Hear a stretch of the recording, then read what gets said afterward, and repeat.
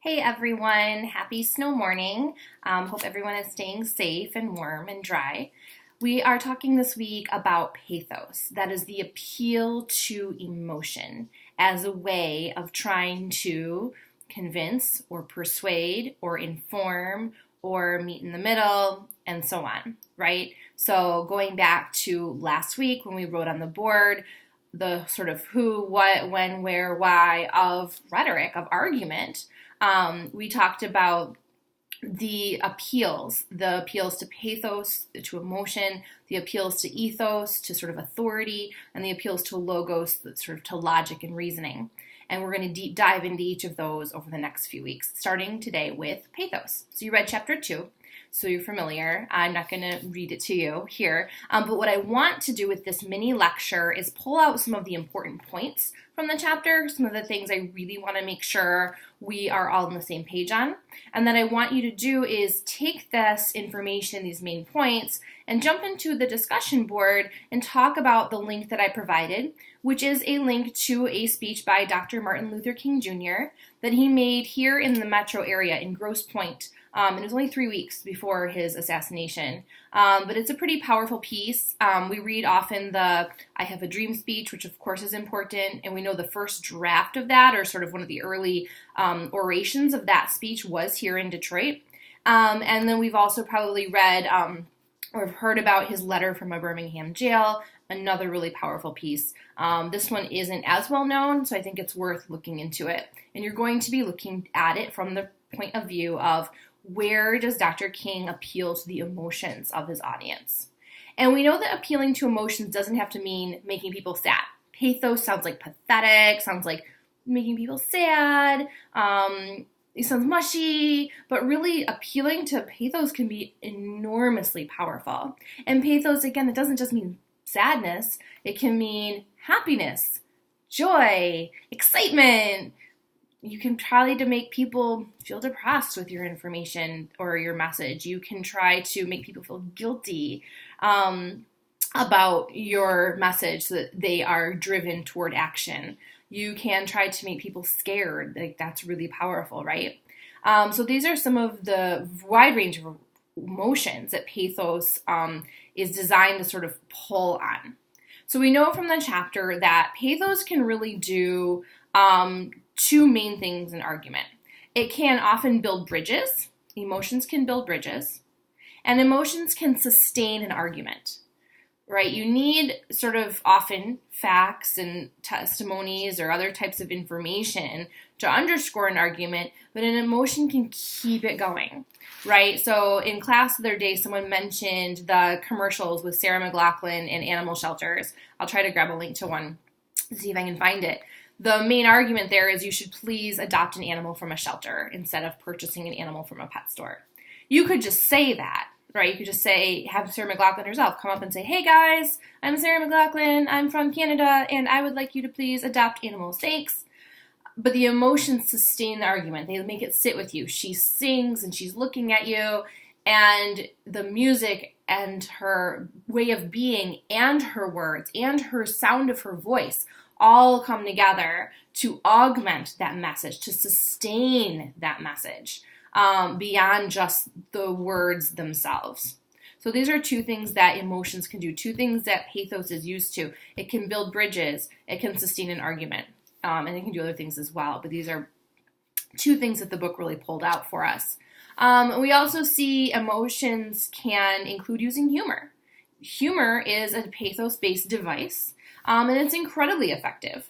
I don't know about you, but I know people who only get their news from watching The Daily Show or the guy that used to be on The Daily Show, Jon Stewart, or Stephen Colbert, that's who I was going for. People like that, because it's easier to sort of take it in with humor. It's sort of that spoonful of sugar that it brings, right? And then this book also talks about this chapter using emotion in argument, sort of how do you do it responsibly and effectively. So at the beginning of the chapter, we're talking about reading critically for pathos, right? And that just sort of means reading into the language to find the pathos, to find where the author is trying to use emotion to sort of get you on board with their way of thinking or their message or whatever it is. And again, it doesn't mean you find the pathos appeal and you say, aha, you were trying to manipulate me. You're a bad messenger. Not necessarily. Pathos, we'll see time and again, can be used wisely and effectively and I think ethically. So it's not that finding it means, haha, I found where you tried to trick me. It's just important to be able to suss it out, to be able to identify it. And so we see in the book an example of when Marco Rubio from Florida, he delivered this impassioned speech in response to Tom Harkin's description of some visits to Cuba. And he uses really some emotion-laden language to get his message across. So that's an example that's there. So it's not just, let me tell you the information that this person used and how I feel about it, but let me just bring sort of the emotion into it, because he himself is the son of Cuban immigrants. So there's the ethos there. And there's this verbal repetition that he uses as part of the emotion. So finding pathos doesn't just mean identifying words that are meant to draw emotion, right? Oh, they use that word. That means they want me to feel sad. They use that phrase. That means they want me to feel happy. It can even be devices, meaning the way of building a sentence or a paragraph or a speech, right? And so he says, let me tell you what the Cubans are really good at, because they don't know how to run their economy. They don't know how to build. They don't know how to govern. So don't know how. That repetition is designed to evoke some pathos. It's designed to sort of build some tension. He says what they are really good at is repression. What they are really good at is shutting off information to the internet and to radio. That's what they are really good at. And they're not just good at it domestically, they're good exporters of these things. Right? So he could have just said, hi everyone, I'm from Cuba, well my parents are, and I don't think that it's true that Cuba is such a great place. And in fact, they try to just suppress information a lot, so just please be aware. Right? He didn't say that. He used this device of they're not good at, they don't know how, and then turning it parallel to what they're really good at, what they're really good at. And that right there is pathos. It's that building of tension within the sentence structure. So when you're reading other people's writing and you're looking for pathos, you're not just looking for words that should tell you how to feel. You're looking for how do they build feeling into their writing or into their speaking to try and augment their argument, to sustain their argument, or perhaps to relate to you better. So really be looking for those things, listening if it's someone speaking to you, and reading, looking for it if it's something that you are reading. And so we see that there are emotions used to, like we said, build bridges as well as to sustain arguments. So when we talk about emotions building bridges, this kind of just means emotions can be used to say, I feel your pain, right? It's a way of also building ethos, to say, let me just tell you that I know how to speak to you. I know what you're feeling so that you'll be more receptive to my message. That's one way of building the bridge. I want to make you more receptive to my message. If it's a sensitive topic, your reader needs to trust you. And so using pathos can build ethos. Using pathos and emotion can build trust.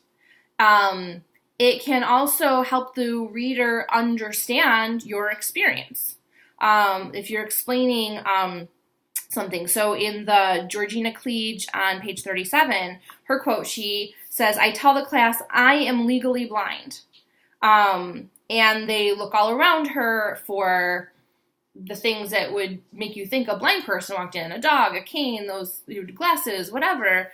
And she sort of talks to this reader in this paragraph about what that's like for her, right? She describes what happens. People look around.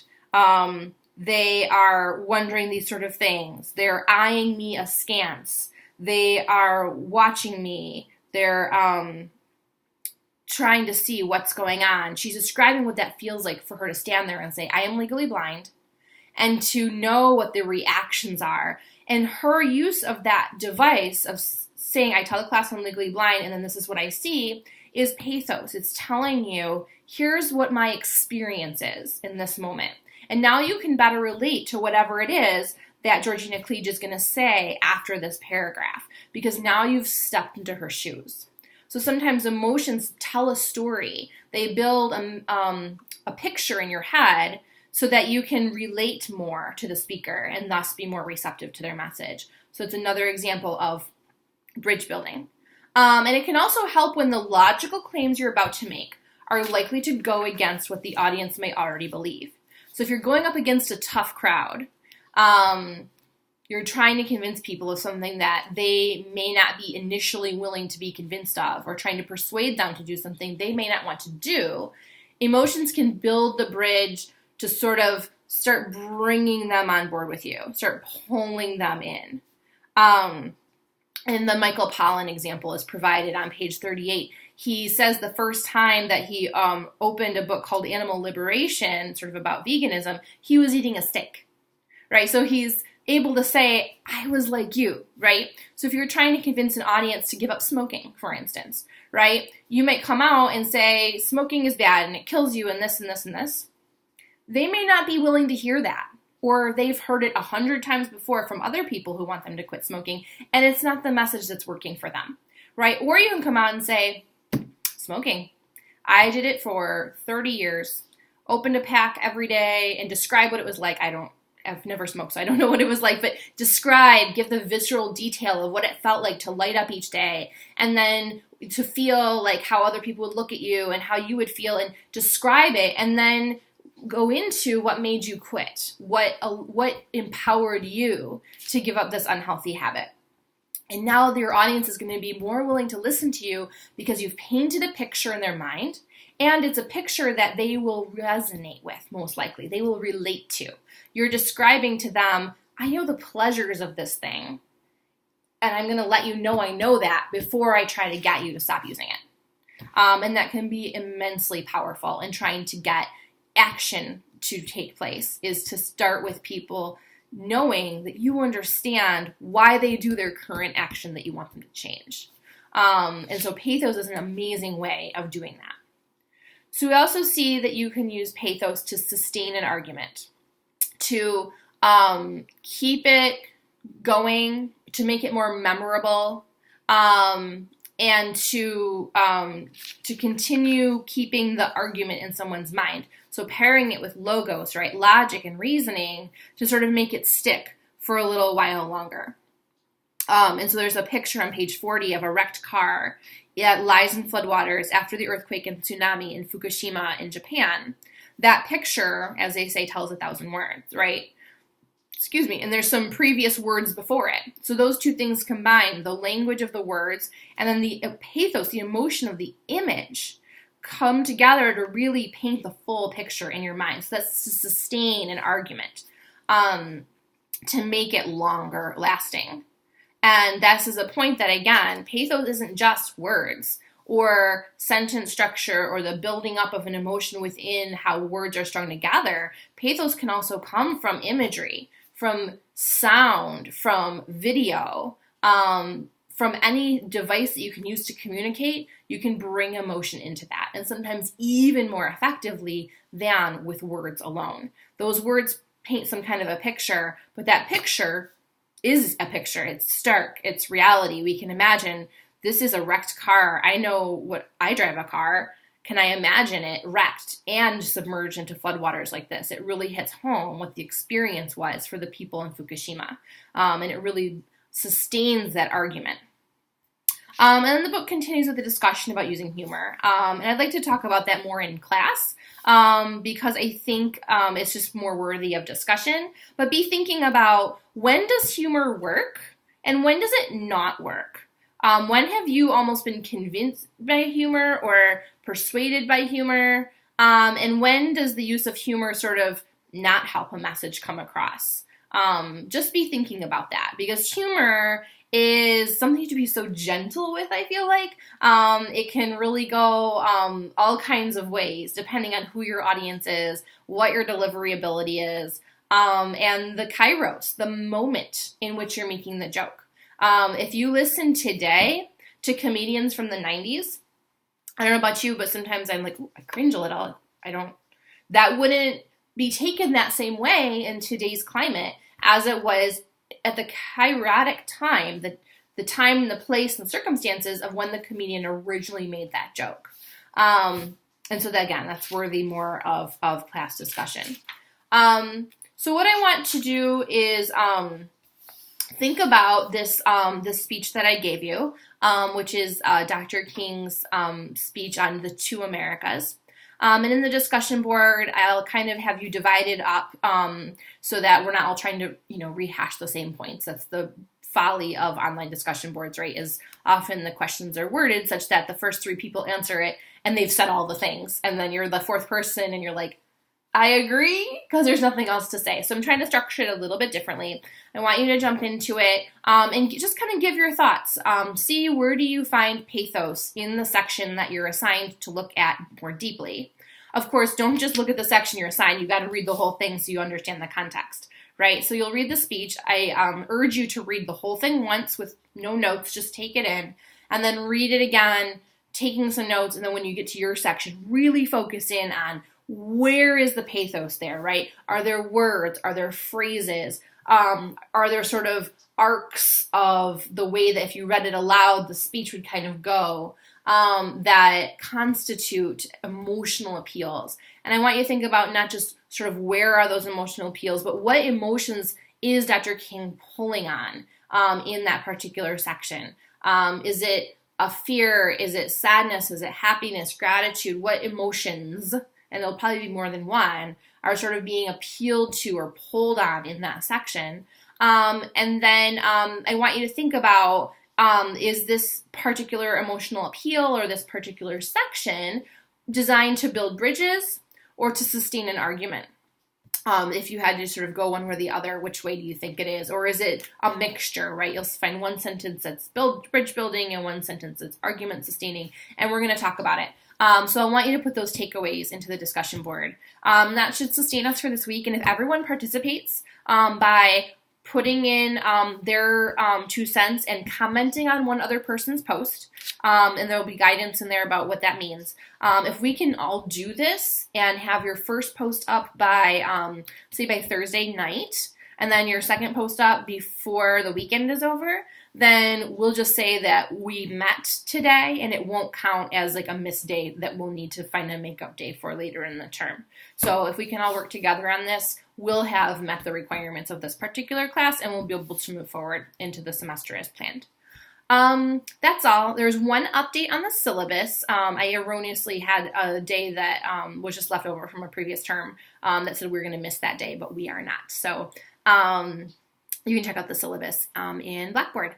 The last thing is that there is the rhetorical analysis assignment assigned today. We will have plenty of time to work on this, so I don't want you to worry too much. The full assignment explanation is in Canvas, and it is in the Module 3 section. And the first order of business with this assignment is just to pick which of the which top 3 of the available topics are you most interested in reading about, and then we'll figure that out when we get together on Monday. So basically, the rhetorical analysis is going to be really similar to what you just did with the sort of finding the rhetoric assignment, whatever I called it, except it's going to be not a bullet list. It's going to be more narrative written out. And we're going to read a whole chapter next week on exactly how you do a rhetorical analysis. But I like to stage out assignments, especially when it's our first one, into bits and pieces so that we have enough time to address each component. So what you'll do is you'll just look at the assignment. You'll read through what it involves so you kind of understand the basics. And then at the bottom of it, there's a list of different articles similar to what we had with this little assignment that was due today. But instead of me assigning you which one, I'm going to let you state your preference. And then I'm going to kind of sort it out. I do it this way because I don't want to assign you something you're not really interested in. And I don't want to read 12 papers on the same topic, the same article. And I want to be able to have a little discussion around it. And it's more fun to have that discussion when we're coming from reading different pieces. So you'll look in there, pick your top 3, and you don't have to turn anything in on Canvas for that. You'll just bring your top 3 into class, just written down on a piece of paper, 1, 2, 3, and you can just write the name of the article or the name of the author on each of them, and then we'll sort it out from there. All right, have a great Wednesday and a great week.